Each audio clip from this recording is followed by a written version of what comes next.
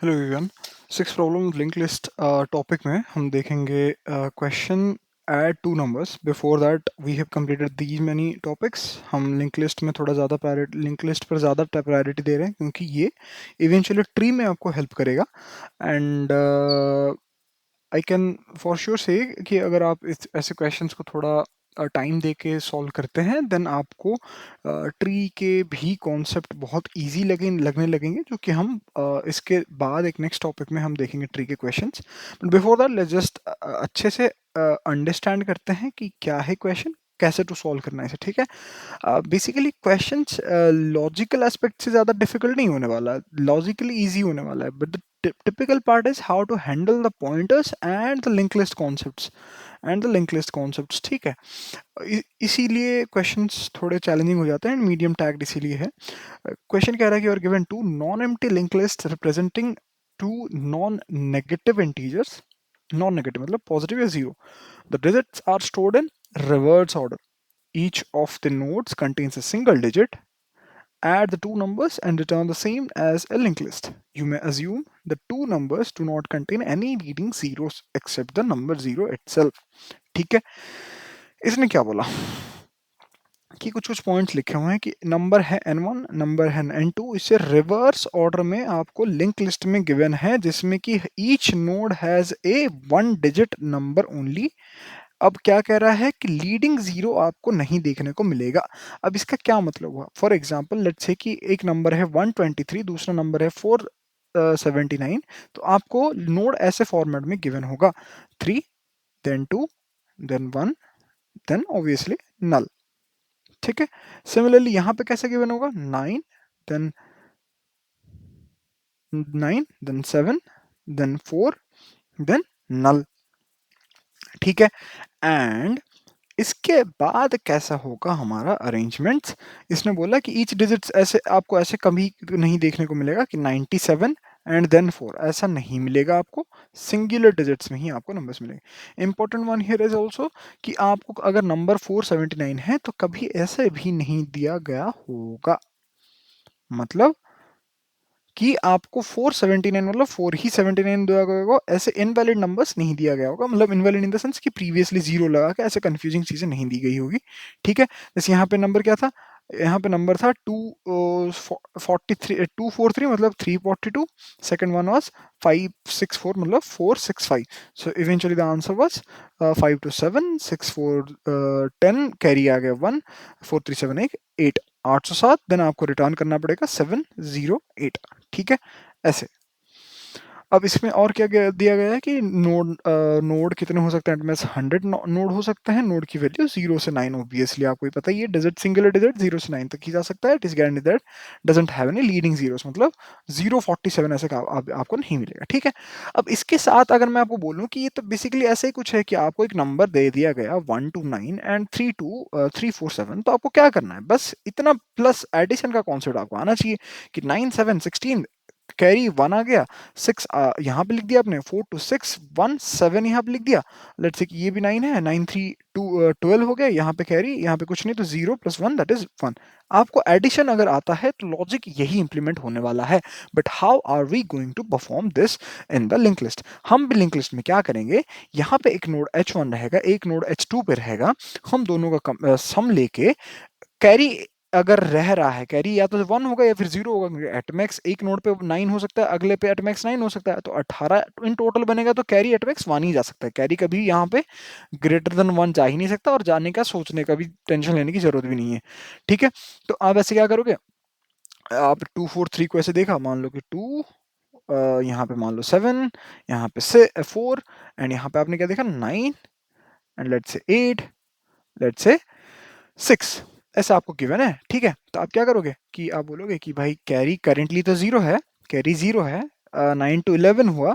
आप एक आउटपुट बनाओगे 1 का, क्योंकि आंसर आया 1, तो एक कैरी में गया, कैरी अभी बन गया 1, कैरी अभी बन गया 1, और अभी यहाँ पे आपने बना दिया 1।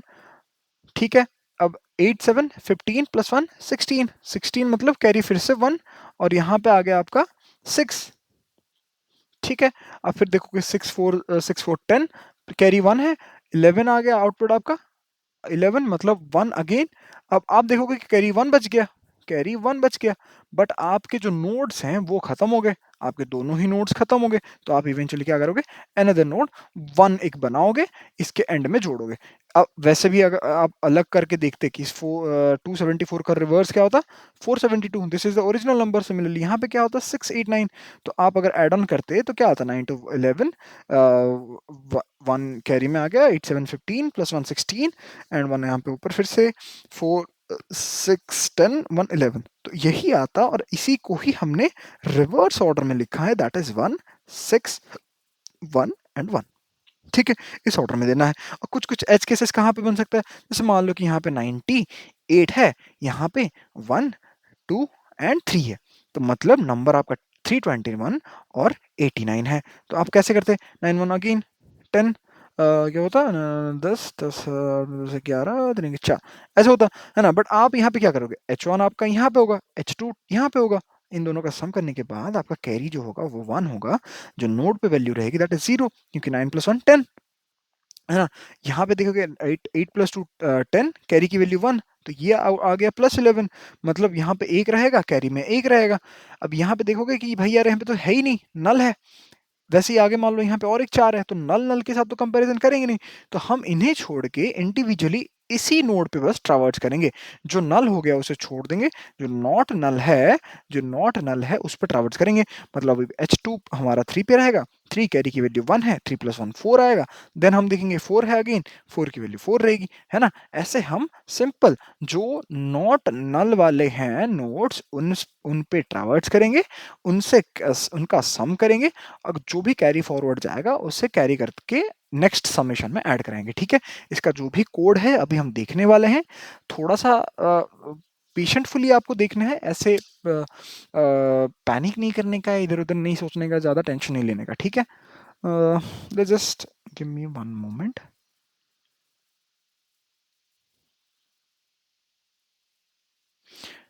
Yes, I think it's visible, yes. अब सिंपल तरीका है, अपन क्या करेंगे, लेट्स जस्ट नेम इट यार, इसे ऐसे कर देते हैं ना, हेड बोल देते हैं, ये L1 क्या है, लिस्ट विस्ट का छोड़ो।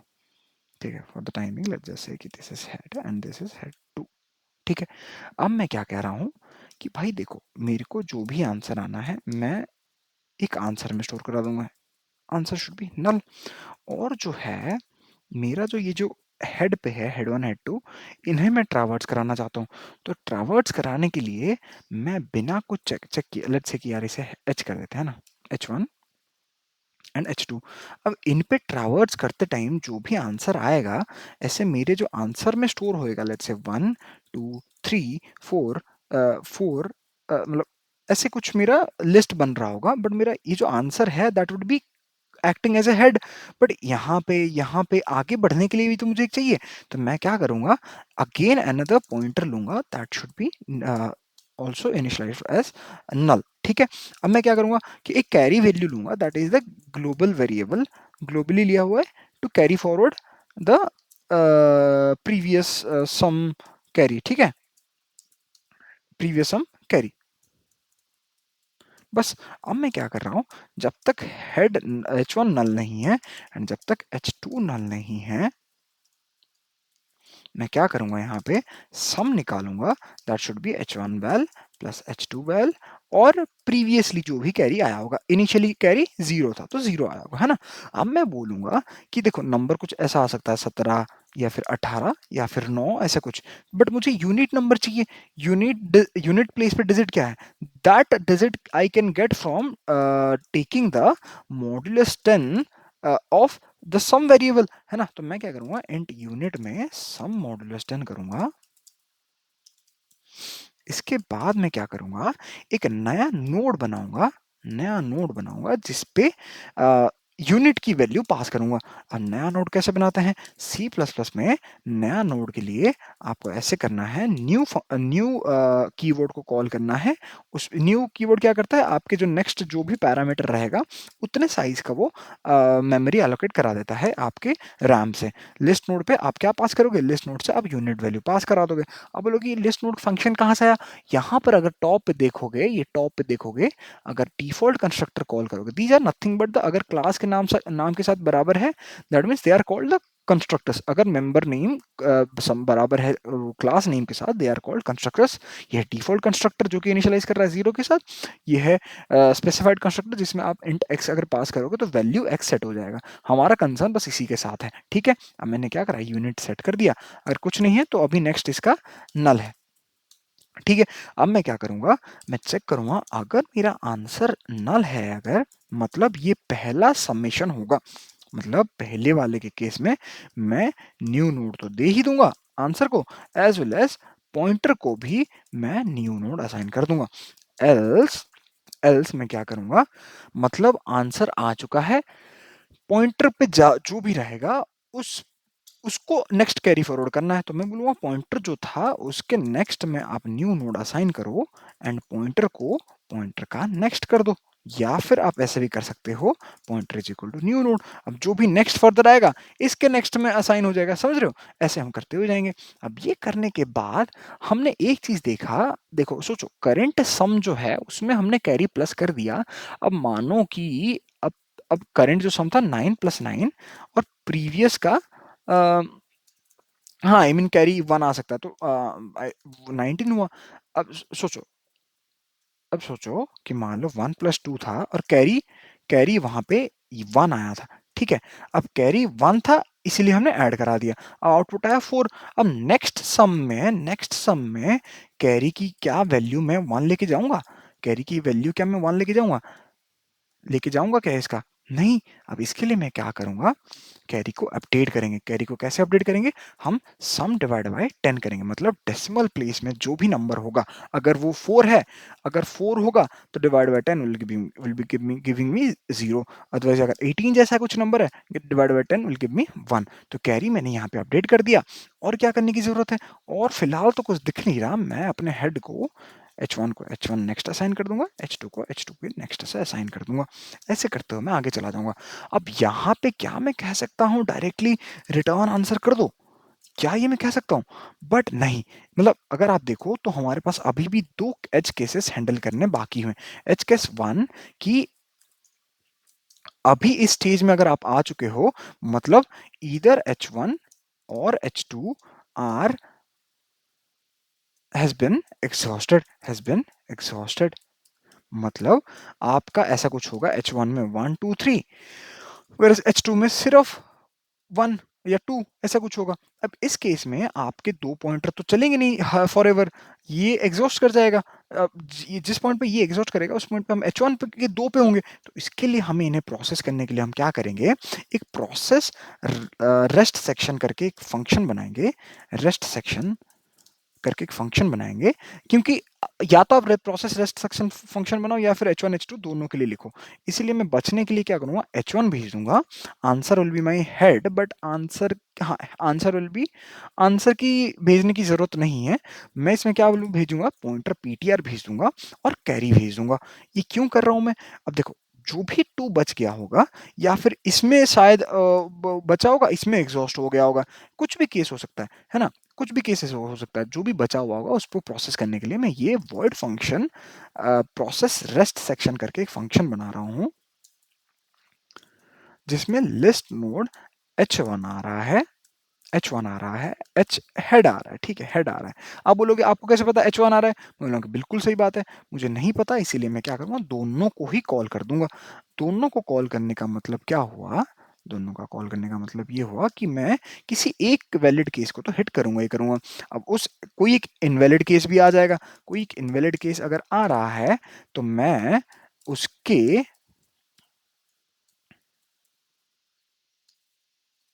उसको पहचानने के लिए मैं क्या करूंगा, अगर हेड अभी नल आया हुआ है ना, मतलब जो H1 या H2 में से कोई एक या दोनों एग्जॉस्ट हो चुके होंगे, उस केस में बस रिटर्न नल कर दूंगा। रिटर्न नल मतलब रिटर्न पॉइंटर करने की जरूरत नहीं है, वॉइड है तो रिटर्न वैसे आप लिख सकते हो।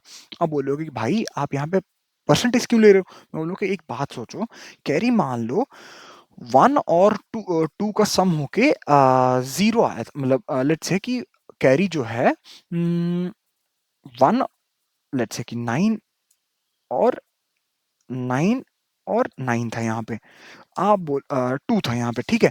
आप बोलोगे कि बॉस अगर सिर्फ 9 और 9 होता तो मैं क्या करता, अगर सिर्फ 9 या 9 9 और 9 ही सिर्फ होता तो अब मैं बोलता कि दोनों ही एग्जॉस्ट हो गए। 18 में से 8 हमने लिख दिया होगा, कैरी 1 होगा। कैरी के लिए एक न्यू नोड बना दो, न्यू नोड एक बना दो। मैं बोलूंगा ओके ठीक है, व्हाट अबाउट H1 आपके पास 9 है एंड वेयर H2 क्या है आपके पास 9 एंड देन 2 है। मैं बोलूंगा ओके H1 9 9 कैरी 1 है, H1 एग्जॉस्ट हो गया, हमने आंसर में 8 लिख दिया अभी। ठीक है, अभी फिलहाल कैरी 1 है क्योंकि 9 + 9 18 हुआ था। अब 2 + 1 3 हो गया। अब 3 जब हो गया, अगर मैं कैरी की वैल्यू यहाँ पे अपडेट कर भी दूं, किसी एक पॉइंट पे कैरी की वैल्यू अपडेट कर दूं, क्योंकि इनिशियली जो 1 था 1 + 2 3 हुआ, 3 से कोई कैरी आया नहीं तो 0 हो गया। बट मैं अगर बाय रेफरेंस ना रिसीव करूं तो मेरा ये इस रीजन पे, इस सेक्शन पे जो इस करली ब्रेसेस के अंदर जो कैरी है वो तो अपडेट नहीं हुआ, क्योंकि जो कॉल बाय वैल्यू जो अपडेट होता है उनके साथ जो कॉल बाय रेफरेंस होते हैं, कॉल बाय रेफरेंस होते हैं। ठीक है, कॉल बाय रेफरेंस अगर नहीं करेंगे, कॉल बाय रेफरेंस करते ही इसीलिए है कि अगर मैं जो चेंजेस यहाँ करूँ वो यहाँ पे रिफ्लेक्ट होए। ठीक है, अब मैं इसीलिए एम्परसेंट वाला परसेंटेज लेके आया। अब मान लो कि मेरा वैलिडिटी चेक ये क्रॉस कर जाता है, मतलब मैं अब सारे ही हेड पे ट्रैवर्स करूंगा, जब तक हेड मेरा नल नहीं हो जाता मैं तब तक ट्रैवर्स करूंगा। And then what should I do? I should do something like similarly that I have done here. अब मैं यहाँ पे जो कर रहा हूँ एग्जैक्टली सारा तो यूज नहीं करूंगा, बट या something more over like that, more over the previous one only I will be doing here. ऐसा मैंने क्या करा, हेड की वैल्यू ले ली, यूनिट मैंने ये निकाल दिया, और मैंने क्या करा, लिस्ट नोड ये कर दिया। आप सोचो ये सब बकवास लिखने की जरूरत नहीं है, मैं डायरेक्टली पॉइंटर के नेक्स्ट में न्यू नोड को असाइन कर सकता हूं और पॉइंटर को पॉइंटर नेक्स्ट दे सकता हूं। बट आप पूछ सकते हो why are we not expecting the head to be null? मैं बोलूंगा अगर हम कंस्ट्रेंट देखेंगे, कंस्ट्रेंट ये सेम चीज मैंने भी सोचा था कि मैं नल वाला केस हैंडल करूं कि ना करूं। जब मैं कंस्ट्रेंट देखा देखा कि यार दोनों में ना ईच लिंक लिस्ट में एटलीस्ट वन नोड तो प्रेजेंट होगा ही होगा, जैसे यहाँ पे है। तो अगर वो केस है तो ये एक बारी तो यहाँ पे आया ही होगा मिनिमम। अगर ये एक भी बारी आता है तो आंसर नल वाला केस हट जाता है। तो इसीलिए मैं यहाँ पे ना आंसर, ये जो है आंसर हेड वो पास किया, ना यहाँ पे मुझे आंसर नल वाला केस करने की जरूरत है, क्योंकि minimum each node has, each list has one node, इसीलिए। ठीक है, अब मैं फिर से सम वही चीज करूंगा, बट यहाँ पे H1 के बदले, दोनों के बदले एक ही रखूंगा, बाकी दूसरे को हटा दूंगा। यहाँ पे और कुछ करने की जरूरत नहीं, ऐसे छोड़ दूंगा। Now I am at this point I would have processed it कि भाई देखो ये कर दिया, अब आप क्या रिटर्न कर दोगे, अभी रिटर्न कर दोगे क्या, मैं डायरेक्टली अभी रिटर्न आंसर कर दूं? मैं बोला कि नहीं, क्योंकि हमारे पास अभी भी एक एज केस 2 हैंडल करना बचा हुआ है। मान लो इस केस के बाद भी आपके पास कैरी कुछ बच गया, जैसे कि H1 यहाँ पे होगा, H1 मान लो 9 एंड H2 मान लो 9। अब इस दोनों के केस के बाद कैरी की वैल्यू आपके पास स्टिल 1 बच गया होगा, तो आपका जो आंसर आना चाहिए 8, then that should be pointing to 1, that should be pointing to null. अगर मैं 9 और 9 को प्रोसेस करते टाइम 8 बना रहा हूँ, ये 1 के लिए तो मुझे एक एक्स्ट्रा स्टेप लिखनी पड़ेगी पड़ेगी ना। तो मैं क्या करूंगा, मैं बोलूंगा if if if carry is greater than 0, that means I need to create a new pointer, that should new node, that should be my last node, जहां पे मैं कैसे कॉल करूंगा, न्यू, आपको अभी 1 मिनट पहले बताया था, लिस्ट नोड कंस्ट्रक्टर कॉल करके इसमें हम पास कर देंगे कैरी की वैल्यू, और मैं क्या करूंगा, पीटीआर के नेक्स्ट में लास्ट नोड दे दूंगा, लास्ट नोड दे दूंगा, और बस यहाँ पे आंसर रिटर्न कर दूंगा। ठीक है, एच केस 2 हमने हैंडल कर दिया, इसे रहने देते हैं। ठीक है, इसे भी रहने देते हैं। ठीक है, लेट्स जस्ट रन इट, है ना। अब क्या आता है, कोई पॉसिबल एच के सामने मिस करा क्या, वो देखते हैं।